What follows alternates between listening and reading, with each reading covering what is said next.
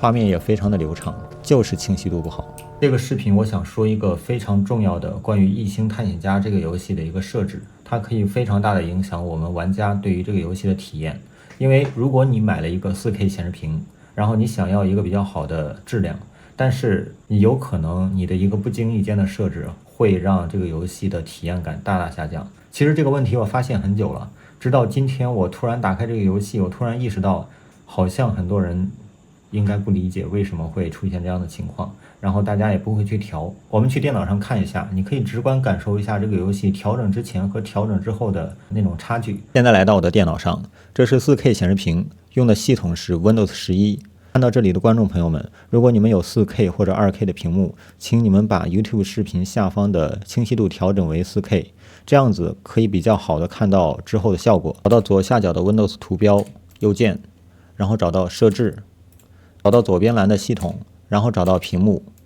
點開往下滑，我們可以找到這裡有一個顯示器分辨率，這裡是 4K 3840×2160，這個是沒有問題的。最重要的是這個縮放。這個縮放我這裡寫的是200%，然後它推薦是150%，但是 4K 它顯示的字體還有圖標都太小了，所以沒有辦法，我只能把它放大。但是放大到150的話會有失真，所以我喜歡放大到200%，就相當於原來的一個像素點變成了2×2，原來是1×1，也就是說面積放大了4倍，所以這樣子是沒有失真的。你把矢量圖放大也不會失真，這是我日常使用的情況。誰玩遊戲還要把這個東西再調一下呢？對吧？現在已經進入遊戲了，我不知道你能不能感覺得到，現在的清晰度真的有下降，它的字體都有點鋸齒，有感覺嗎？這個邊緣中型骨糧倉的這一邊有鋸齒吧？是不是很糊？這完全不是我的顯卡性能問題。首先可以排除這一點，因為我用的是3090，現在顯卡的佔用率大家可以看一下，75%，幀率不設上限，而且是 4K， 顯卡是沒有問題的，而且這個遊戲也不會說多麼吃顯卡，這不是一個非常佔用性能的遊戲。這裡可以理解為遊戲把我設置的 4K， 但是200%顯示當做了 1080p 顯示輸出，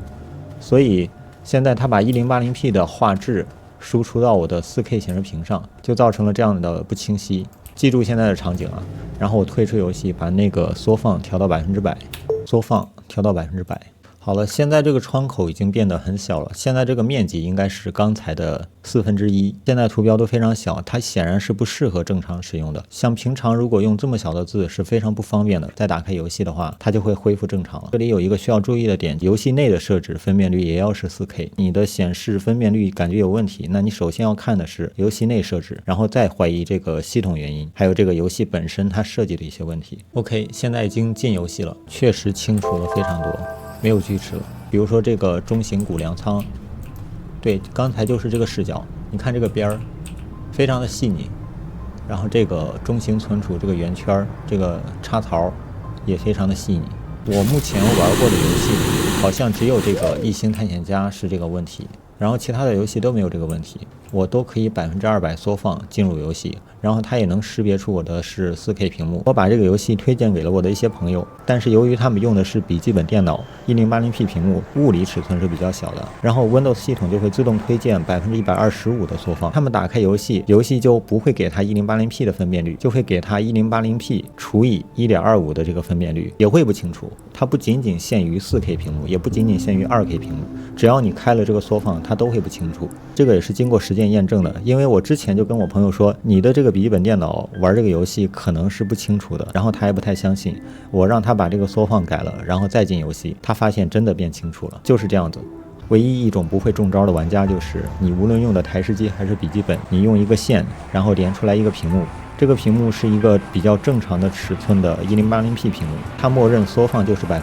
你就不會遇到這個問題。總之，用來顯示的東西還是點對點最清楚。大概就這個問題。關於顯示還有 HDR 還有縮放之類的問題，我會在我的技術頻道裡再做一些其他視頻詳細的講解，你可以去關注我的技術頻道。就在這個頻道的簡介裡，我希望把一個問題盡量的全面的、縝密的通過實踐驗證的講清楚，希望給你帶來一些價值。